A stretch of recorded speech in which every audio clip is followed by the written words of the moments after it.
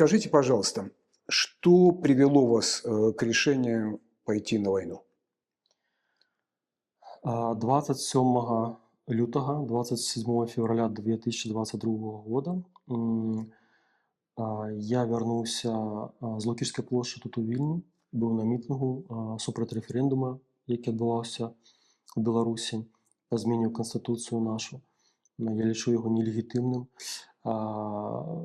Гэты мітинг перарос у мітинг супроць вайны, супроць расійскай агрэсіі, супроць Украіны. І я, калі вярнуўся дадому, я задаўся пытаннем, задался вопросом, что дальше делать. Моя внутренняя сущность хотела какого-то действия. Я понимал, что оно нужно, но какое действие я не мог понять. Я понимал, что если я сейчас ничего не предприму, активного какое-то действия, то я не буду иметь морального права дальше бороться, дальше призывать белорусов внутри Беларуси к какому-то сопротивлению, противодействию нелегитимному режиму Лукашенко. Россия с теперешними выглядит как империя. И совершенно случайно мне позвонил мой знакомый, который предложил, от которого я узнал, что есть возможность записаться в иностранный легион в украинском посольстве в Вильнюсе. Я подумал, переночевал ночь, и утром я проснулся с полным пониманием того, что я принял правильное решение. Я поехал, записался, и на следующий день я выехал организованно от украинского посольства в Вильнюсе в Украину. 4 марта 2022 года я уже был на территории Украины, Львовская область. Почему я поехал? У меня было, наверное, 7 причин, чтобы не ехать.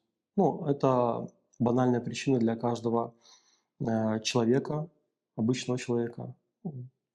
Можешь умереть, можешь потерять здоровье, родные будут беспокоиться, потеряешь работу, потому что у меня была рабочая виза в Литве, я по ней находился. Я принципиально не подавался на гуманитарную или на убежище. Я был на рабочей визе, и поэтому я мог ее потерять, я потом бы не мог вернуться в Европу. И в итоге я принял решение ехать на 1,5 месяца оборонять Киев. Почему на 1,5 месяца? Потому что финансово я мог обеспечить съем квартиры только на 1,5 месяца. У меня тут девушка, фактически моя жена, 2 детей. Вот. И я поехал на 1,5 месяца, но по итогу окончательно вернулся только в конце 2023 года. Почему я поехал? Я поехал, потому что 2 момента. Первый эмоциональный, второй такой холодный расчет, холодное понимание, стратегический такой момент. Эмоциональный момент. Для меня, как белоруса, было как плевок в лицо то, что мою землю, мой дом без моего разрешения режим Лукашенко использовал, дал добро на использование для агрессии России против Украины. Это очень мощный эмоциональный момент был, несогласие с этим решением нелегитимного Лукашенко. Второй момент – это строгий расчет, холодный расчет – это то, что если падет Киев, то падет Украина. Если падет Украина, то для меня, как белоруса, возвращение, так сказать, вольным белорусам в вольную Беларусь будет фактически невозможным. Если Украина выиграет, если Украина вернет свои территории, Россия ослабнет, дай бог, рухнет как империя в итоге этого проигрыша, у меня появится шанс 50 на 50, что я вернусь в свободную страну. Почему 50 на 50? Потому что от нас, белорусов, тогда зависело бы, готовы ли мы бороться за свою независимость после победы Украины. Поэтому я ехал сражаться со своим главным врагом. И не важно, что это не белорусская земля. На белорусской земле у меня нет такой возможности сейчас. я сражался с главным своим врагом своей страны, своей независимости на территории Украины. Вы и те, кто продолжает воевать там в Украине, за Украину, вы и те, кто продолжает воевать, понимают эту войну как в том числе и войну за Беларусь, войну против режима Лукашенко, может быть, отложенную войну, но, тем не менее, подготовку к войне, да, и, в общем, вы боретесь с Лукашенко. Для меня, белоруса, главный враг – это не режим Лукашенко, это враг номер два. Для меня главный враг – это Россия как империя. Как страна там, демократическая, или которая не лезет на мою территорию со своим уставом, со своими правилами, своей культурой, со своим языком, со своими там видением истории, моей истории, да, которая у нас войны были постоянно, и больше всего белорусов, ну, там, тогочасных, тогдашних белорусов погибло во время этих войн. Ну, я тут не держу какой-то злости, это нормальные исторические моменты, войны были там у многих соседей. Но сегодня для меня главный враг – это имперскость России. У меня кто такой имперец российский? Это кто? На вопрос, уважаешь ли ты суверенитет и независимость Республики Беларусь, уважаешь ли ты ее культуру, ее язык, ее историю, которая отличается от истории Московского княжества и Российской империи. Для меня в 1795 году произошла окончательная оккупация моей земли, теперешней территории Беларуси, Россией. Российской империи, России в теперешнем виде. Поэтому покуда Россия как империя будет уплывать, воздействовать на мою землю, до того времени, покуда она будет сильная как империя, до того времени не будет независимой Беларуси. Косусь-Калиновский в 1863 году говорил, что эти слова актуальны и сегодня, что «Толькі тады народзе зажывеш счастливо, калі москаля над тобой уже не будет». И я считаю, что без России, без ее поддержки режима Лукашенко бы не выстоял в 2020 году. Режим бы рухнул. Только благодаря России, только благодаря тому, что карники, как это сказать по-русски, приспешники, опричники Лукашенки молились на Россию, на зарплаты военных, которые там, на то, что Россия там придет, поможет. Только благодаря этому, благодаря кредитам, благодаря военной возможности поддержки режима, режим Лукашенко выстоял. Не было бы России, белорусский народ был бы уже сегодня свободен. И не было бы сегодня вот этой агрессии, если бы Беларусь была свободна. С территории Беларуси, со свободной Беларуси, никогда бы чужая армия не вторглась бы на территорию Украины. Нужно было сначала завоевать Беларусь, а уже потом вторгаться в чужие страны. Скажите, пожалуйста, вот вспомните тот момент, когда вы взяли оружие в руки. Вот это вот ощущение. Момент и как вы смотрели вперед. Я скажу так, два момента вам скажу. Первый момент, когда я ехал на войну, оборонять Киев, я был уверен на 90%, что будет штурм Киева. Русские там подошли к самому городу, напомню, кто, может, уже забыл. И я был уверен, что я буду участвовать в оборонительных уличных боях. То есть я приеду, мне там, условно, с грузовика дадут автомат Калашникова, и значит, я вступлю там в тот же день или на следующий день в бой, и, там, дай бог, там сразу не погибну. И у меня главный самый страх был, это только бы мне было время, чтобы мне показали, как перезаряжать магазин в автомате Калашникова. Я никогда не служил в армии. Я никогда не держал в руках боевое оружие. И я думаю, закончатся патроны, и что я буду делать с пустым рожком. Вот. Это был главный мой страх по дороге на войну. А я не помню момент, когда я первый раз получил в руки оружие. Это был автомат Калашникова. со стертыми серийным номером. Я так понимаю, это трофейные были образцы. А, но я знаю одно, что после того, как я ну, получил его, начал с ним разбирать его, там, стрелять с него, тренироваться, я поменял свое отношение к оружию. Если до этого я видел оружие там у белорусских милиционеров или тут где-то на территории Литвы, там, ну, видел, что у человека автомат там висит, да, для меня это было такое благоговение, такое, о, оружие, там автомат, такая серьезная штука. А, После короткого довольно времени общения с оружием, у каждого по-разному, но у меня именно так произошло, я воспринимаю это как перфоратор. Ну, как я воин, у меня автомат. Был бы я строителем, у меня был бы в руках перфоратор. Я на полигоне, ну, были ребята, которым было интересно пострелять, но мне было только интересно стрелять и видеть там, что я пристрелял прицел или там попадаю по мишеням.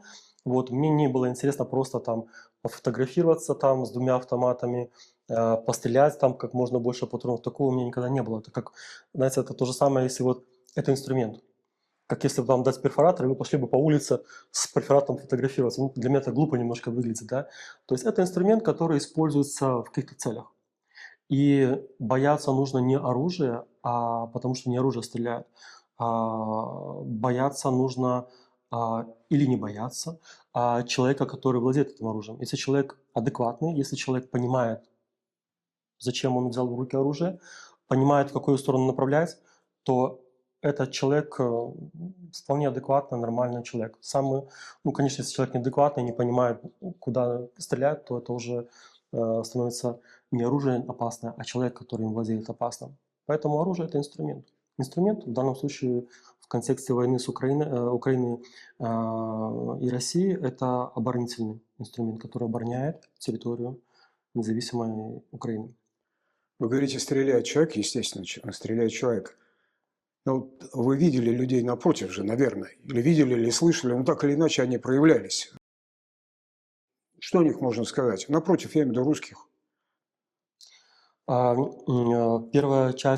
Первая фаза моего нахождения в Украине это была, безусловно, работа с оружием, с автоматом. Вторая часть моего нахождения я проработал с противотанковым ракетным комплексом «Милан» и с СПГ-9. Это снаряд на расстоянии там навесом или прямой наводкой стреляет по врагу, по блиндажам, по скоплению живой силы. Вот. Поэтому были разные ситуации. И если, я так понимаю, у вас вопрос, каково это стрелять в человека? Правильно я понимаю? Это часть вопроса. Каково стрелять в человека? Ну и как только человек вот себя проявляет, то есть какой он, глядя со стороны, какие впечатления, эти люди захватчики, они пришли убивать. И вот это вопрос, какие они? Я скажу, что как людей ты их понимаешь мало, потому что нет такой возможности поговорить, пообщаться. Это бывает такое, что даже не видишь врага, то в себя стреляют, ты стреляешь в ответ. Тут визуально там бывает и не работает момент. Я видел пленных. Мы брали пленных в Лозовом, когда отбили село Лозовое 27 мая 22 года. Вот, 3 русских взяли в плен. Я охранял пленных. Ну, еще одного пленного видел там у нас в Брест, убил снайпера русского, который засаду делал на уже украинской территории, а второго его помощника взяли в плен. Ну, я с ним не разговаривал, но видел, как его привезли там на нашу базу в Николаеве. И третье, когда был бой под Гуляйполе, это 3 октября 22 года, мы тоже взяли пленных. Это даже были украинцы уже, которые были на оккупированной территории с Донецка. С Донецка был украинец там один, я его охранял. И они обычные люди. Те, которые в Лозовом, они говорят, ребята, мы даже не стреляли в вашу сторону, мы, можете посмотреть, там даже гильз нету, мы сразу сдались. И у меня сразу такой уровень уважения немножко ниже стал. Ну, какой ты солдат, если ты пришел воевать, и ты в итоге так вот сдался. Ну, то есть ты уже пришел захватывать, так уже, ну, захватывай, да. Тот пленный, который был с Донецка, он вообще там, ну, я не могу на подробности рассказывать, кто он и что он, но он обычный человек, которого просто пришли и сказали: русские мобилизован. И он 9 месяцев сидел в окопах и оккупировал свою же землю. Обычные люди. Но когда мы разговариваем про боевые действия, про войну, я пришел к тому, что для меня вы будете обычными людьми, когда вы будете не в окопе сидеть или штурмовать позиции украинские, да, чужие для вас земли захватывать. Для меня вы будете, я буду вас смотреть как на людей, обычных людей, когда вы вернетесь в свой дом, к своей жене, к своим детям, когда, возможно, уже буду смотреть на вас по-другому, когда вы будете без оружия, с поднятыми руками, сдаваться в плен. Вот, тогда вы для меня уже будете уже не врагом, не оккупантом, а уже военнопленным или человеком, который вот вернулся, там, понял там, свою ошибку или там проиграл и войну, ты уже там. Покуда ты на чужой земле с оружием, ты оккупант, и с тобой что-то нужно сделать. Или убивать в бою, или брать в плен, если ты сдаешься, вот, или гнать себя с этой земли как можно дальше и как можно быстрее, чтобы ты вернулся к себе домой. 3 варианта. И уже только потом я начинаю думать про таких людей, кто они, люди, кто они там, как отец, муж, сын. Это касается как русских оккупантов, так и приспешников, ну, так сказать, опричников, карников режима Лукашенко. Покуда вы служите нелегитимной власти, покуда вы поддерживаете нашего оккупанта, для меня Россия – это оккупант сегодня, и Украины, и Беларуси, для меня вы враг. И отношение как к врагу. С оружием в руках будешь уничтожен, взят в плен, обезоружен или будешь вынужден покинуть мою землю. Вероятно, это все остается в голове, когда вы стреляете по врагу. И вот каково все-таки сделать, по крайней мере, первые выстрелы по тем вот живым людям, они оккупанты, условно, это сомнение. Но вот тем вот вместе с тем живым людям. Я думаю, что ты всегда, когда принимаешь какое-то решение, даже нажать на курок, ты взвешиваешь за, против. И я человек, который понимает, почему я поехал на войну. Я понимаю, что я там делаю, ради каких коштовностей, ценностей я это делаю. Я понимаю, против кого я действую. И поэтому относительно такой там дилеммы, там, стрелять или не стрелять, у меня нету. То есть, ну, я уже свое видение рассказал, что это враг. И к врагу нужно относиться соответственно. Ну, безусловно, очень важно сохранить на войне, на какой бы ты стороне ни был, человеческое лицо. Это очень важно. То есть не стать зверем, не стать этим вот, как это правильно сказать, ну, не переступать законы, просто вот, ну, человеческие законы, человеческие понятия, да. Да, оккупантов можно убивать, но при этом есть моменты, когда есть барьер, через который нельзя переходить. Вот. Какой он этот барьер? В чем он? Ну, если человек сдался, ну, оккупант, то это уже ты уже его по-другому рассматриваешь. Там должны быть, наверное, очень исключительные условия, чтобы как-то ну, условно ликвидировать, да, человека, который сдается. Ну, там это уже такие нюансы.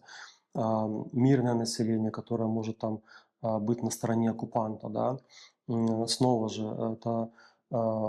это не враг с оружием в руках, да, может быть, это может быть, у меня такого не было в моем опыте, но это может быть там женщины могут быть, да, там, которые передают информацию, да, там, ну вот, но тут уже ты ж не будешь там их там, не знаю, там, применять какую-то чрезмерную силу, да, ну, то есть, да, это необходимо дать правовую оценку ее действиям, но это в рамках должно быть каких-то таких законно-человеческих моментов, да. То есть на войне не нужно, нужно оставаться человеком, неважно, русский ты, или ты на стороне русских, или на стороне Украины. И для меня это важно, Возможно, это не всегда возможно на войне, не для всех это возможно. Бывают, я так думаю, разные ситуации, но очень важно сохранить свой твар, свое лицо человеческое на войне. Потому что война рано или поздно закончится. И я считаю, что если ты переступил эти человеческую норму, человеческой морали, да, ну, ты должен нести за это ответственность. Неважно, победитель ты или проигравший. А, Пример. Советская армия, когда вторглась там прогнала, зашла на территорию Польши, там, на территорию Берлина, да, были случаи массового насилия над женщинами. Я считаю, что эти люди должны были понести, ну, во-первых, им нужно дать оценку их действиям, что так нельзя делать, как минимум, да. Во-вторых, эти люди должны понести наказание. Ну, пройти через судебную систему, да.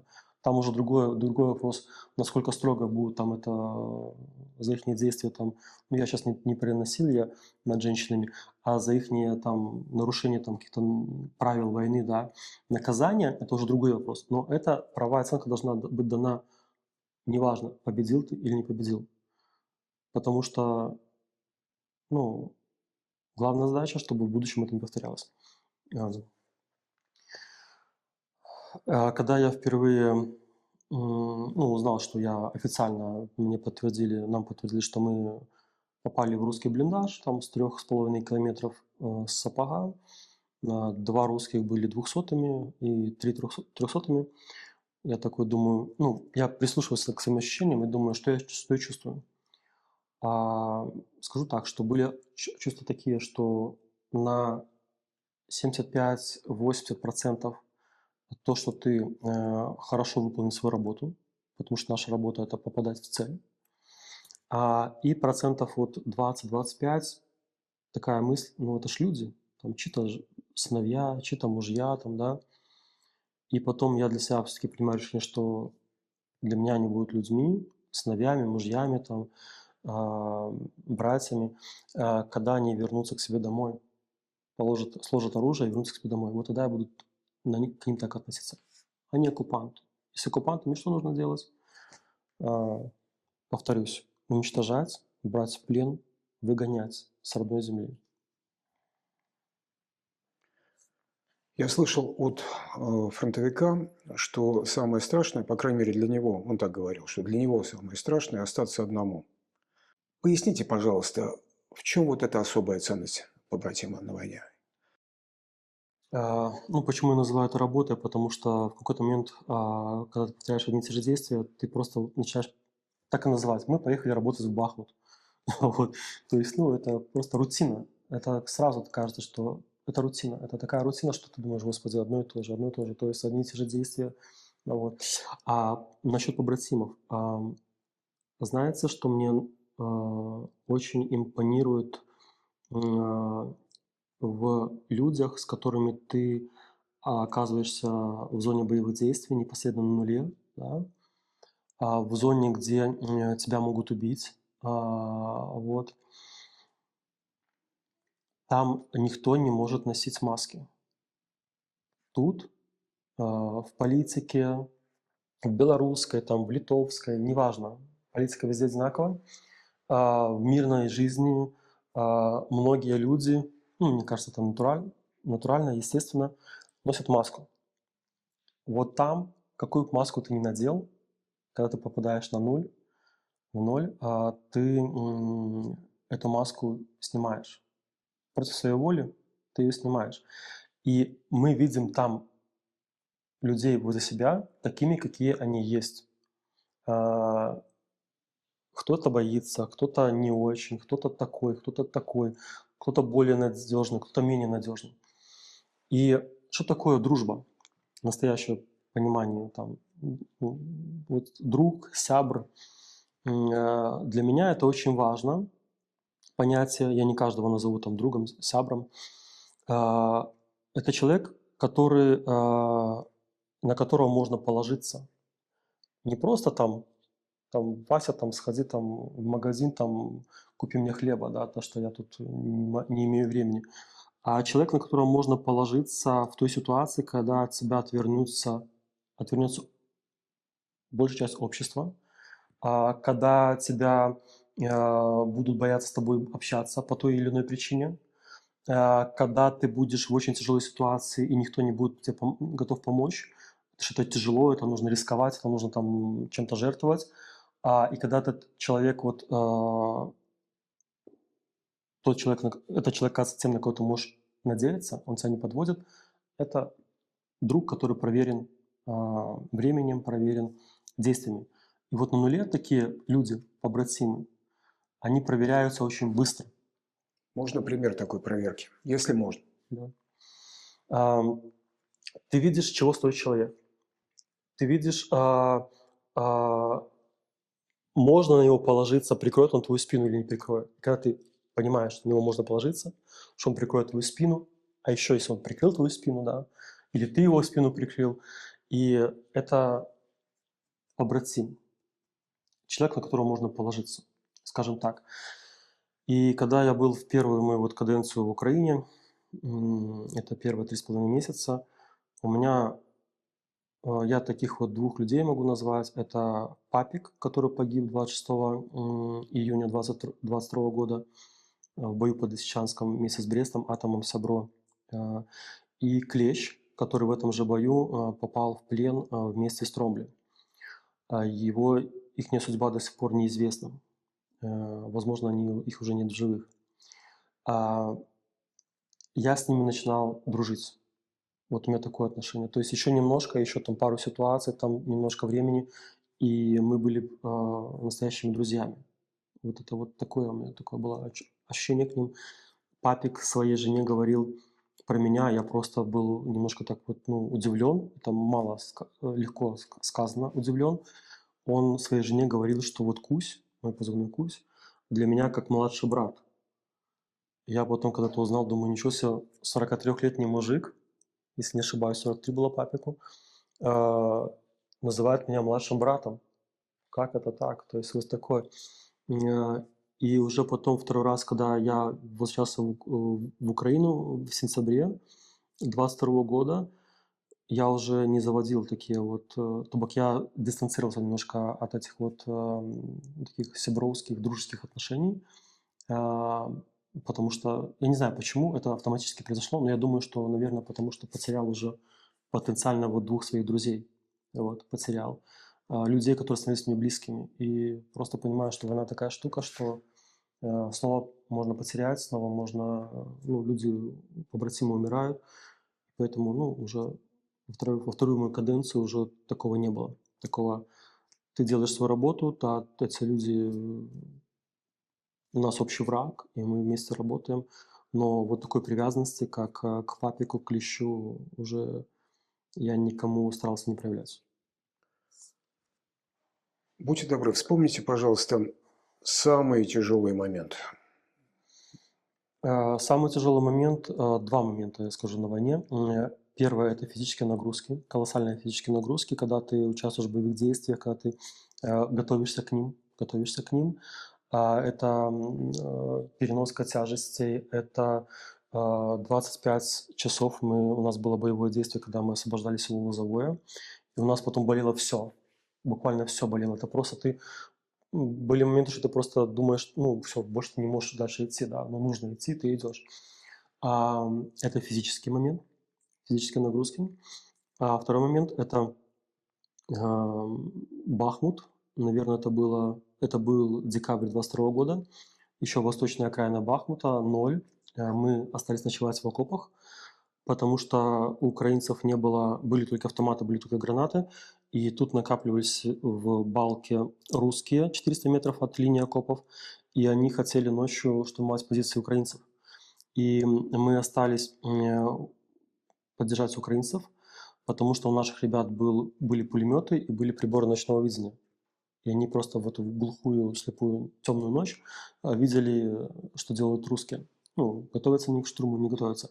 И только наш пулемет начал работать по русским. С территории русских начала работать артиллерия. И это не миномет там какой-нибудь там 82, а 152 калибр. и 2 или 3 снаряда разорвалось просто около моего окопа. Окоп был такой там, ну, не глубокий. И я просто в темноте вижу, там еще такая местность была, так я лежу каской туда, а, и вижу там на холме, вот метров 20-30 от меня, а, разрывается этот снаряд, такой вот этот вот столб искр, и 2-3 раза таких прилета близких, крупного калибра. Я просто, чтобы вы понимали, четвертый был выход за 5 километров. Пук, да, и я не от разрыва дернулся, я на четвертый раз дернулся от выхода за 5 километров. Только меня как собаку Павлова приучили, что сейчас будет, будет бах. И потом я, когда вернулся уже в расположение, на ротацию мы поехали, у меня была бессонница. Ну вот я впервые в жизни попросил, мне дали наши медики снотворное. Ну, там 2 ночи попринимал, мне не понравился его эффект. Засынаешь, но там такое, какое-то паническое такое 10 минут ощущение, которое ты стараешься силой воли подавить, и потом ты засыпаешь. Третью ночь я уже сам заснул, без снотворного, без ничего. Ну, прошло вот так вот. То есть, ну, вот такие моменты, когда крупный калибр прилетает очень-очень близко, и когда и физическая нагрузка это очень тяжело. Еще скажу момент, что ну, это не страшно, там какое-то тяжелое, это уважение на войне у меня есть, появилось к танку и к его выстрелу. А, Очень такая вот грозная сила, да, и танковый снаряд, особенно когда он по прямой выпущен, и разрыв, который по децибелам очень громкий, к нему никогда не привыкнешь, ну, такое, вызывает, мимо воли вызывает уважение. Вот. Что значит поддержка друг друга, психологическая поддержка, я имею в виду? Расскажите, пожалуйста, о ней. Вот побратим, вот на этом уровне. Я скажу, что такого у меня не было, такой потребности, поэтому я, может, не ощущал такого, да, что есть, он там, ну, безусловно, есть, но я не акцентировал на этом внимание. Мне было очень намного важнее поддержка со стороны белорусов, белорусского общества, так сказать. И, к сожалению, я сталкивался с такой ситуацией, что определенная часть белорусского общества просто не понимала, даже те, кто против Лукашенко, они не понимали, что мы делаем в Украине. Я слышал такое, что это чужая война, это не про Беларусь, там это украинская война с Россией. И я пробую донести людям эту информацию, что это наша война, неважно. Даже на Марсе, если Россия будет ослаблена на Марсе, на войне на Марсе, да, я условно говорю, то это наша война. Это не марсианская война, это война против империи, против нашего главного врага. Ну, я не знаю мотивацию этих людей, это нужно у них спрашивать, почему они так считают. И второй момент, безусловно, есть люди, которые обесценивают действия тех, кто сражается, неважно на каком фронте, на войне или на и другом фронте, фронтов, вот медийный фронт. Сейчас мы с вами вот занимаемся медийным фронтом. Я сейчас не перед камерой сижу, я сейчас на медийном фронте нахожусь. Я так это воспринимаю. А, Те люди, кто сдался, кто слабее, кто разочаровался в этой борьбе, кто не выдерживает 5 лет этой вот борьбы, да, и отходит от нее, я думаю, что этому человеку морально проще не подняться самому до уровня и начать снова сражаться, а проще опустить до своего уровня, обесценить борьбу других. Поэтому я слышал даже такие моменты в свою сторону, что я наемник, что я поехал ради денег, что я поехал, потому что я люблю убивать людей. Даже мысли не было, что я буду кого-то убивать. На войне, чтобы кого-то убить, нужно 10 раз самому выжить, не умереть. Я ехал на войну, у меня была мысль, готов ли я умереть, обороняя Киев. Третий момент – непонимание, что Россия – это наш враг главный. Есть люди, у которых враг – это режим Лукашенко, а Россия не так. Ну и другие моменты. Поэтому очень важно, я считаю, доносить мне, как добровольцу бывшему, информацию про мой опыт, про опыт моих побратимов, про опыт тех, кто сегодня в окопах, в украинских, сражается, почему они это делают. наверное, на этом остановлюсь, чтобы много текста не было. Может быть, у вас были, извините за дурацкий вопрос, какие-то собственные ритуалы, какие-то традиции, вот как пойти, не знаю, там, не знаю, приметы, с какой ноги ступить. Я сейчас утрирую, конечно. Смотрите, безусловно, ну, многие из нас, добровольцев, возможно, такие приметы есть. Я немножко так вот специфически в этом плане. Я не верю, ну, не хочу верить в эти приметы, да. И второе, я, ну, как я называю себя, православный атеист, то есть я крещен, я православный, я уважаю любую религию, покуда мне не начинают ее навязывать. А, Но я, ну, как так в Бога не верю, и меня очень удивительно было, почему я даже на войне, даже когда вот эти вот 152 калибр около моего окопа ложился, почему я не начинал молиться, почему я не начал верить в Бога. Что меня держит? Я понял, что для меня религия, условно говоря, это белорусскость. Вот белорусскость, белорусские ценности, каштовности. Моя цель, чтобы Беларусь существовала, чтобы белорусская нация существовала, да, чтобы она не была стерта с лица земли русскими. А, и она для меня, это моя задача, она помогла мне не сломаться на войне. Насчет примет, знаете, есть такие вот столб, вот так вот сделан, ну, чертов ворота называется, да, и у нас в Беларуси бывает зимой, там замесено снегом все, и считается, что когда придешь под столбом, это там, ну, как вот плохая припета, там плохая аура будет у тебя. И вокруг этого столба такая дорога протоптана, а тут такая тропиночка. И вот я среди тех, кто по этой тропиночке проходит через чертовы ворота, да. То есть у меня не было таких примет на войне. М, Мой крестик, условно говоря, вот он, белорусская погоня, живе Беларусь, вот это то, что со мной. А, м, но при этом я считаю, что у меня очень сильно развит инстинкт самосохранения. Я не знаю, я как-то вот, ну, я никогда не пойду, сломя голову, если, конечно, ситуация того не стоит, напролом, но держать позицию, оборонять свое, не давать забрать свое я могу, отставить свое могу. Захватывать чужое это не мое, но свое забрать я готов. И в этом смысле я очень ну, люблю прислушаться к самому себе, к своим ощущениям. И я не знаю, как это работает. Может быть, вот это вот прислушивание к себе, к своей интуиции, к своим каким-то вот э, где-то более осторожно, где-то менее осторожно себя вести. Это вот, наверное, мое поведение на войне, скажем так. Вот насчет прислушиваться к себе. В вас говорили воспоминания, какие-то постоянные или внезапные о вашей другой жизни, мирной жизни? Они что-то значили для вас, они вообще были? Или вы были совершенно вот эти вот все каденции заняты, я имею в виду, всем своим нутром, всей головой, нервной системой заняты той работой? Когда ты непосредственно в пылу боя, в пылу, так сказать, боевой работы, ты думаешь только про работу, ты на ней концентрируешься. Но на войне есть очень много моментов, когда ты или ждешь по рации команду, приказ, или есть какой-то перерыв, и, безусловно, ты думаешь, ну, где-то про прошлое, может, вспомнишь, вот, где-то, ну, больше всего ты думаешь про на борьбу, что сделать, чтобы вернуться вольным белорусом в вольную Беларусь. Это главные мысли, наверное, так. Это главное для меня.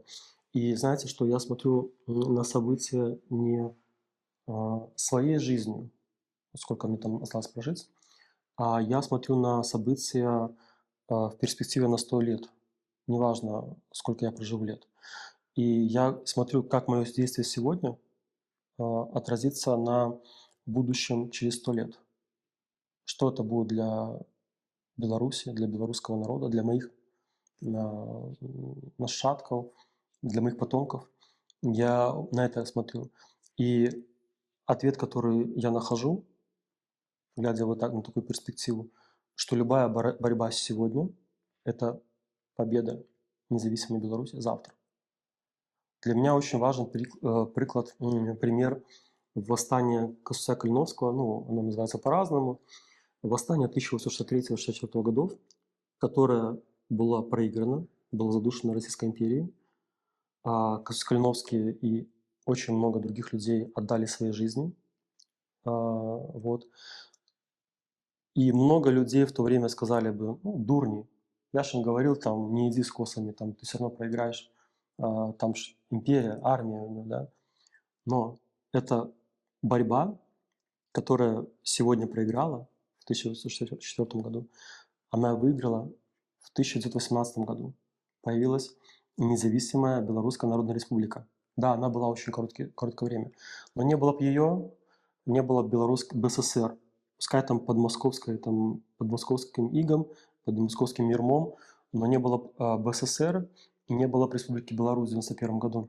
И сегодня я был бы русским, и сегодня я пошел бы воевать против Украины, потому что я русский. И мне ничего другого нет альтернативы. Но я белорус.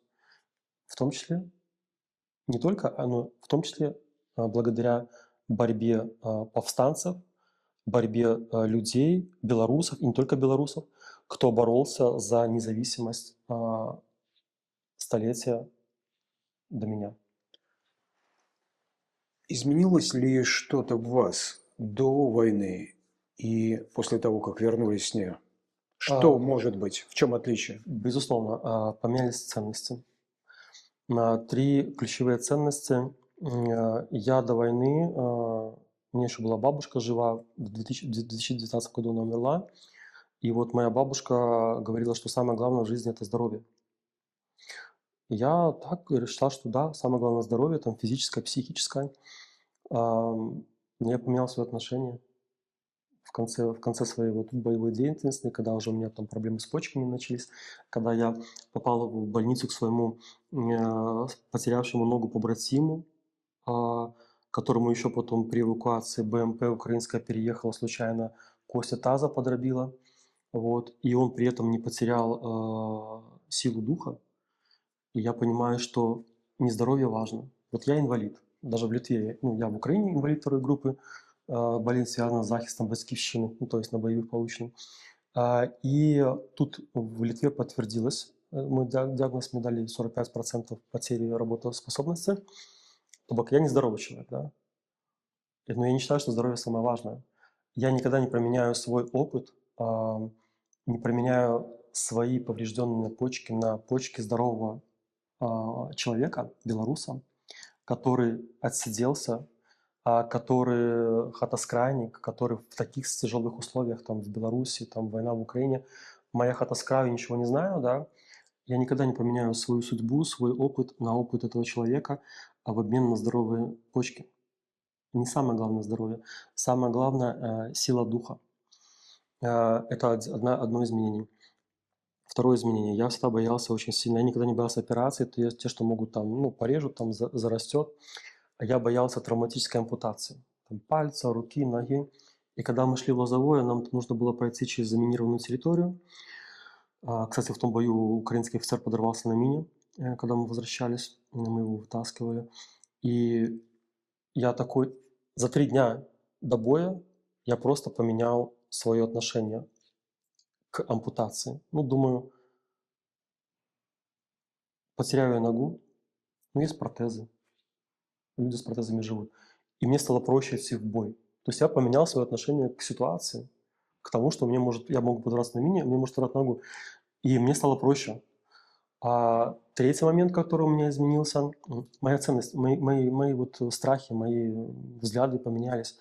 И третий момент, я не помню, наверное, сейчас не вспомню, да, тоже был какой-то... Говорят, что самое важное – жизнь. И даже сейчас я могу услышать от некоторых людей, и в том числе белорусов, самое главное – это жизнь человеческая. Ничего нету ценнее человеческой жизни. Я с этим не соглашусь. Я на своем примере скажу. можно сохранить жизнь, да, не пойти на войну, сохранить жизнь, когда гвалтуют, насилуют твою мать, твою жену, да, твоих детей там, рабами делают, да. Ты можешь не сражаться, потому что у тебя жизнь самая главная, твоя, на первом месте, да. Но есть вещи гораздо важнее жизни. Это воля и годность. Годность по-русски, наверное, достоинство будет, если не понимаю, если не ошибаюсь. Ну, годность. То есть ты можешь сломаться, и ты уже будешь морально мертвым. Ты будешь жить, у тебя будет жизнь, но ты уже не ты, это будешь просто сломанный человек, который принял принял врага, там, стал рабом, да, я не знаю, как это объяснить. Ты можешь быть человеком, который вынужден был отказаться не просто на словах, а всей душой отказаться от своих ценностей, от своих убеждений, потому что его заставили, ну, сломали, да, морально. Ты можешь сохранить жизнь, но ты можешь сидеть в тюрьме, там, да, в нечеловеческих условиях. Ну, мне кажется, в плену над тобой будут издеваться, там, сломать себя, да. То есть умереть можно по-разному. И для меня страшнее всего умереть, когда умирает твой дух. И ты можешь еще остаться живым, но это не жизнь. Мне кажется, проще физически уже умереть, чем вот так жить просто сломанным человеком. Вот. Поэтому жизнь – это важно, это ценность, но есть вещи для меня, ради которых я готовы, ну, я не скажу, что умереть, да, может быть. Я скажу так, есть вещи, ради которых я готов рисковать своим здоровьем и своей жизнью. Я ехал в Украину оборонять Киев, ехал не умирать. Я ехал оборонять Киев с угрозой потерять здоровье, что в итоге и стало, или свою жизнь. Вот. И я считаю, что я не ради Киева, не ради Украины, я ради независимости Беларуси, я ради существования моей белорусской нации готов рисковать своей жизнью, когда я принимал это решение ехать сражаться с русскими. Вот это 3 главные момента, которые я поменял во время войны. И я считаю, что эти изменения сделали меня сильнее. Вот. Безусловно, я поменялся как человек.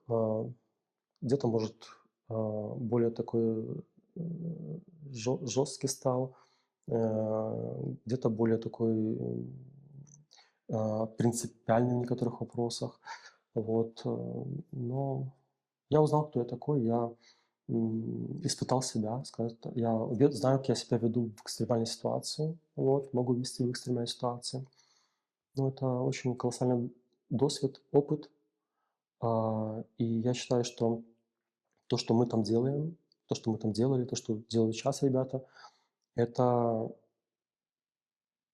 ну, благодаря этому у нас, белорусов, есть надежда, что мы сохраним свою страну независимой, и мы сохранимся как нация через 2, 3, 4, через 5 поколений.